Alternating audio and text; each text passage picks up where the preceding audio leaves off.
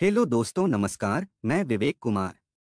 आप सभी लोगों का हार्दिक स्वागत है आपके और हमारे चैनल क्राइम की कहानी के नए एपिसोड में। सबसे पहले आपके प्यार के लिए शुक्रिया कि आप मेरे वीडियो को पसंद करते हैं, लेकिन अभी तक आपने इस चैनल को सब्सक्राइब नहीं किया है तो प्लीज सब्सक्राइब कर लीजिए, बेल आइकन दबा दीजिए ताकि आने वाली हर वीडियो आप तक पहुंच सके। तो चलिए आज की कहानी शुरू करते हैं। 8 जनवरी 2021 की बात है। सुबह के करीब 5 बजे थे।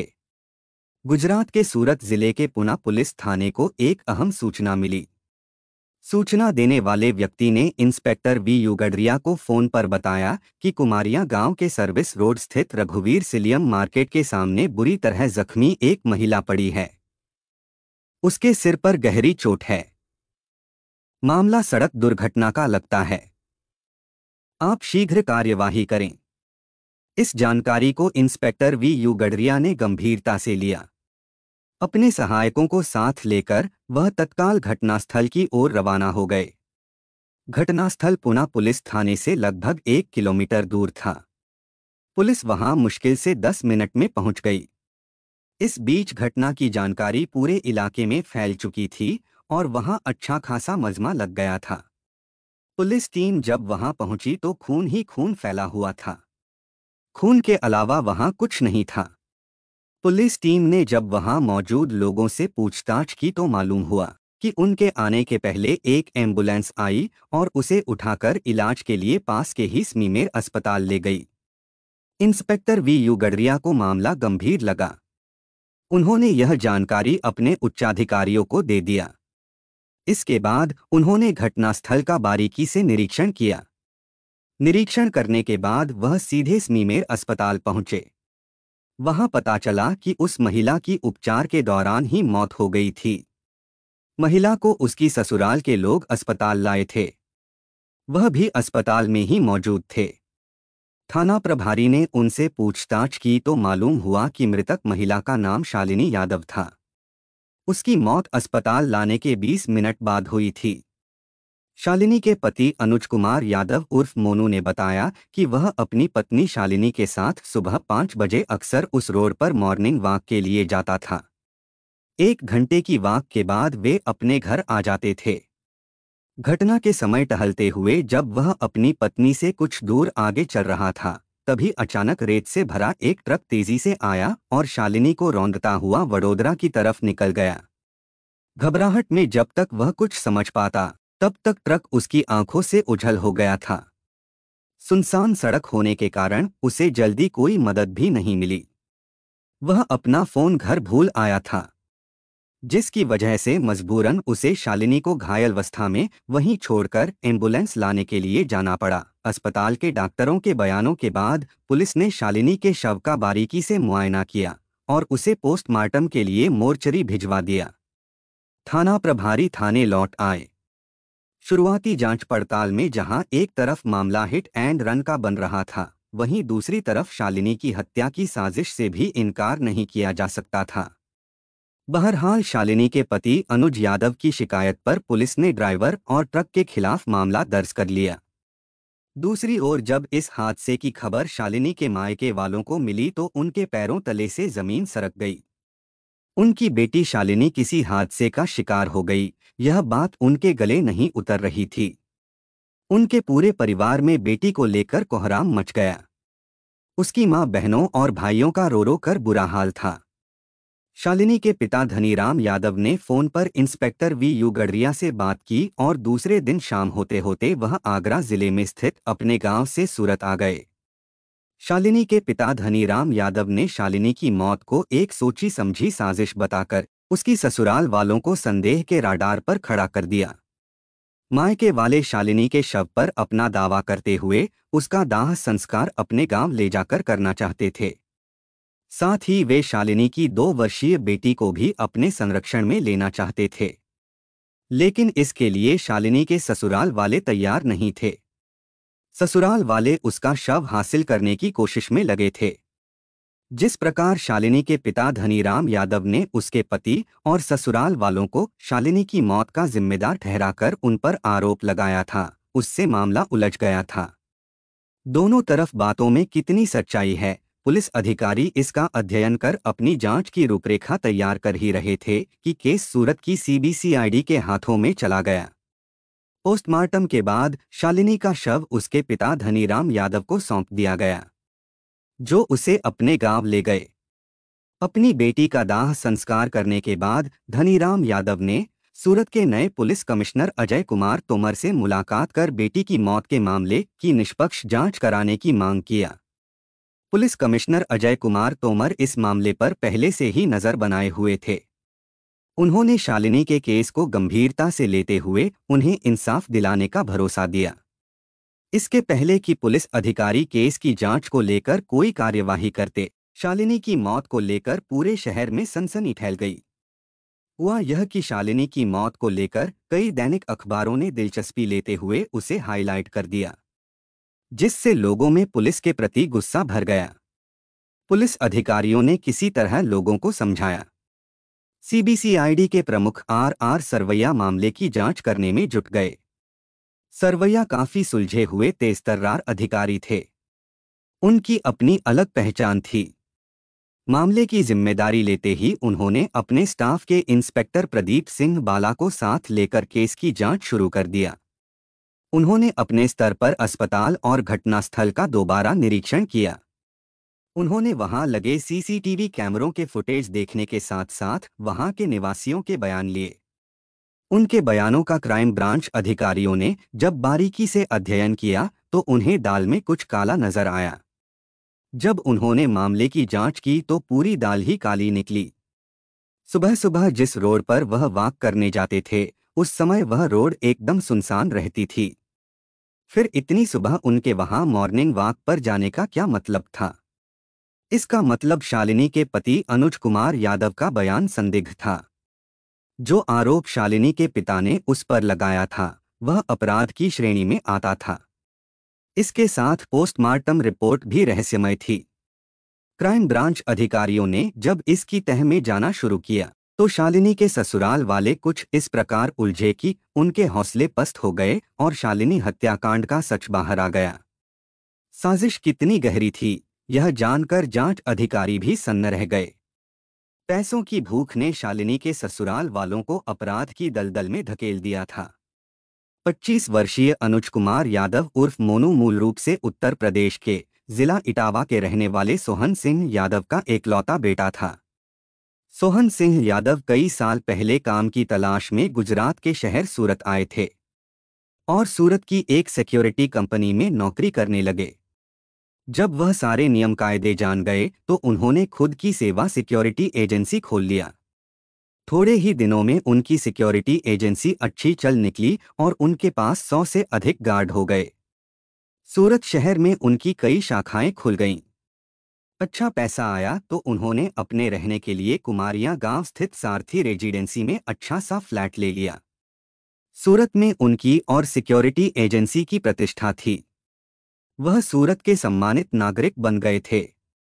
परिवार में उनकी पत्नी और बेटे के अलावा एक बेटी पूजा उर्फ नीरू थी, जिसकी शादी बुलंदशहर के सरपंच के बेटे रघुवेश यादव से हो गई थी।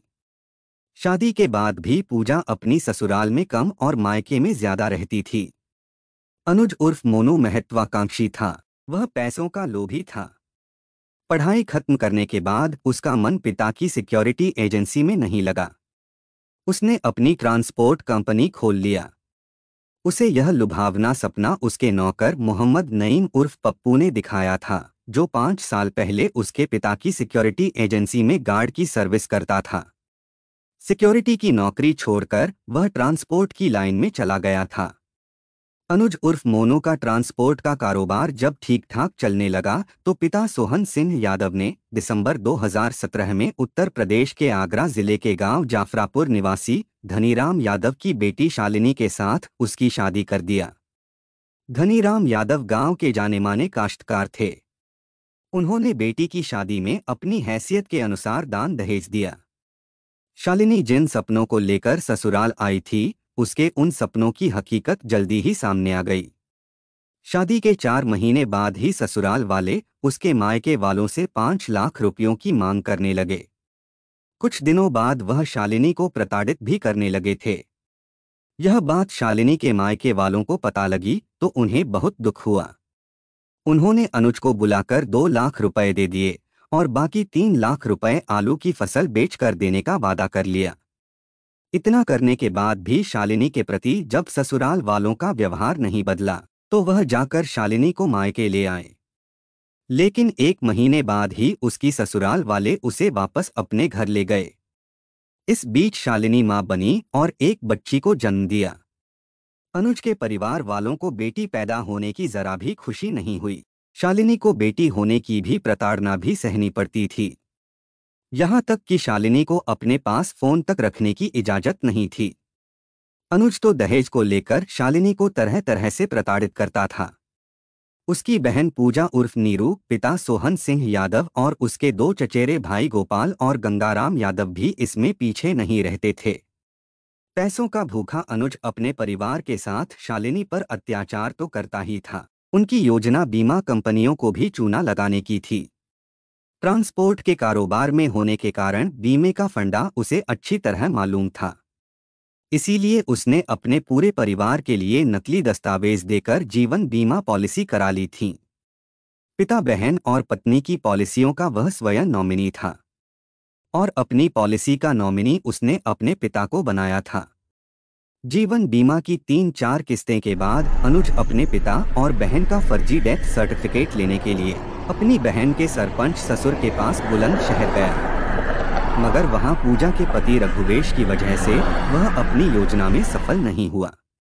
इस पर भाई बहन ने मिलकर रघुवेश यादव को दहेज के आरोप में गिरफ्तार करवा दिया। समय अपनी गति से चल रहा था। धीरे धीरे शालिनी की शादी को 2 साल से अधिक समय हो गया। बेटी 1 साल की हो गई थी। फिर भी शालिनी के प्रति उसकी ससुराल वालों का व्यवहार नहीं बदला।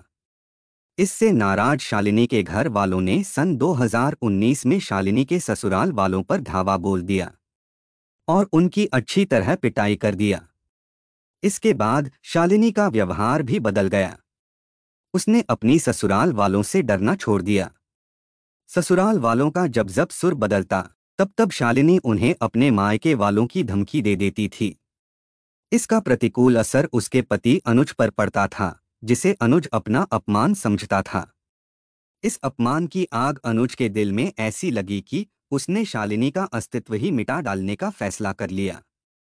उसने शालिनी और उसके मायके वालों से एक खौफनाक अंदाज में अपने अपमान का बदला लेने की ठान लिया। इसके लिए उसने शालिनी के प्रति एक खतरनाक साजिश रच डाली। इस साजिश में उसने अपने पुराने कर्मचारी सिक्योरिटी गार्ड और ट्रक ड्राइवर मोहम्मद नईम उर्फ पप्पू को भी शामिल कर लिया। उसने शालिनी की 30 लाख की जीवन बीमा पॉलिसी तो पहले से ही करवा रखी थी। इसके बाद उसने अपने कारोबार के लिए नवंबर में शालिनी के नाम पर 33 लाख का एक डंपर खरीद लिया। उस डंपर का भी उसने बीमा करा लिया था। बीमा की पॉलिसी के अनुसार अगर डंपर मालिक की किसी दुर्घटना में मौत हो जाती तो डंपर का पूरा पैसा माफ हो जाता। इस तरह योजना को अंजाम देने पर अनुज को 63 लाख रुपए का फायदा होता। इस साजिश को सफल बनाने के लिए अनुज ने पहले शालिनी और उसके ससुराल के लोगों के प्रति अपना व्यवहार ठीक किया।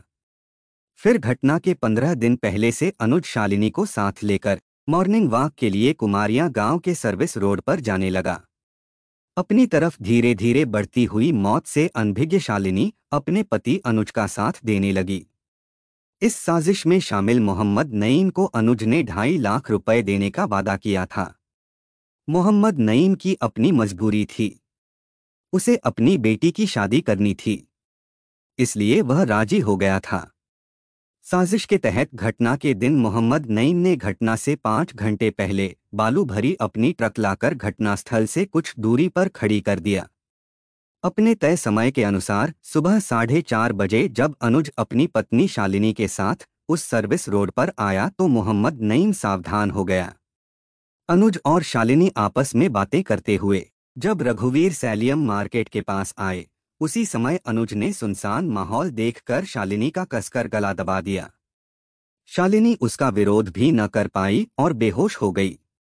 उसने शालिनी को गिरने नहीं दिया, वह उसे पकड़े रहा। शालिनी के बेहोश होते ही अनुज का इशारा पाकर मोहम्मद नईम तेजी से अपनी ट्रक उनके पास से लेकर गुजरा तो अनुज ने शालिनी को ट्रक की तरफ धक्का दिया।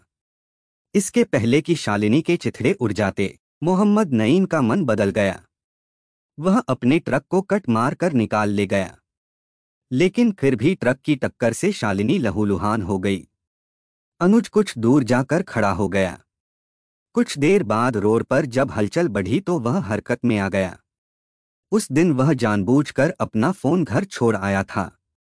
किसी का फोन मांगकर उसने फोन करके एम्बुलेंस बुलाई और शालिनी को अस्पताल ले गया, लेकिन तब तक बहुत देर हो चुकी थी। इलाज के दौरान उसकी मौत हो गई। पूछताछ में पुलिस को गुमराह करने के लिए अनुज ने शालिनी की मौत की एक मनगढ़ंत कहानी सुना दी थी। अनुज कुमार यादव उर्फ मोनू से पूछताछ के बाद पुलिस ने शालिनी की हत्या में शामिल ससुर सोहन सिंह यादव, ननद पूजा उर्फ नीरू यादव, गोपाल और गंगाराम यादव को गिरफ्तार कर लिया। उनकी निशानदेही पर फरार ट्रक ड्राइवर मोहम्मद नईम को भी क्राइम ब्रांच के अधिकारियों ने छापा मारकर सूरत के फाल आरटीओ के पास से गिरफ्त में ले लिया और आगे की जांच के लिए सूरत के पुणा थाना प्रभारी को सौंप दिया। कहानी लिखे जाने तक शालिनी के मायके वाले उसकी 2 वर्षीय बेटी को अपने संरक्षण में लेने के लिए कानूनी सलाह ले रहे थे। वह अनुज के रिश्तेदारों के पास रह रही थी।